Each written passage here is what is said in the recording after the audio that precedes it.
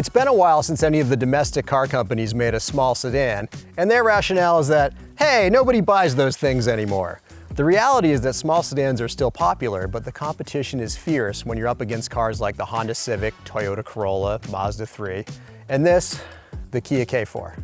The K4 replaces the Forte and moves to Kia's naming system that uses a letter plus a number to denote size. It's an easy format to understand, but Kia did run into problems a while back with their biggest sedan when they realized what K9 sounded like. So they called that one the K900 here. The K4 is affordable with pricing that starts in the low 20,000s and tops out in the low 30s, and the range runs from the entry-level LX up to the GT line Turbo. This is all about low dollar per mile transportation in terms of depreciation, fuel, and insurance without feeling like you're suffering for it. And if you put major miles on your car, you'll probably also appreciate the K4's 10-year, 100,000-mile powertrain warranty.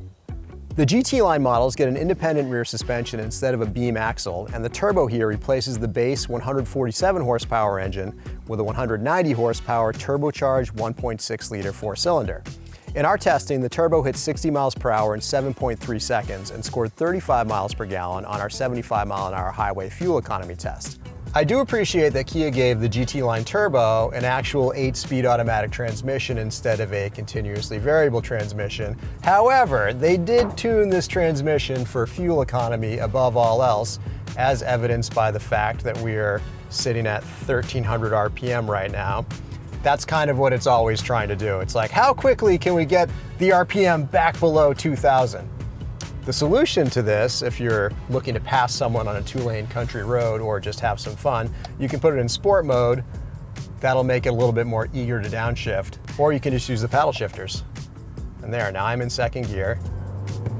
And now I feel like I have 190 horsepower. But you don't feel like you have 190 horsepower if you're trying to do that in 5th gear at that speed. This car has the Turbo Technology package, which gives you heated and ventilated front seats, multicolor interior lighting, and the ability to use your phone as the key, so you can text a friend and let their phone work as the key too. You can program the K4 to open your garage door as you approach your house. And of course, the car can become a Wi-Fi hotspot, although you do pay extra for that. The K4's exterior cameras can give you a bird's eye view when you're parking, and there's also a sort of video game view that shows the whole car from the rear, although the scale ends up funky.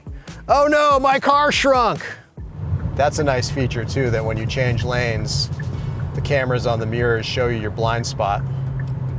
I appreciate that, although of course they felt the need to give the K4 a giant screen here across the front of the dash. They reserved some hard buttons for, important functions that you're going to use all the time, and it helps navigate when you're getting into your menus from hard buttons, and that they gave the volume a toggle, a jog dial, whatever you want to call this. But it's just so much easier to use this and so much more tactilely satisfying than trying to drag your finger across a smudgy screen or haptic feedback panel.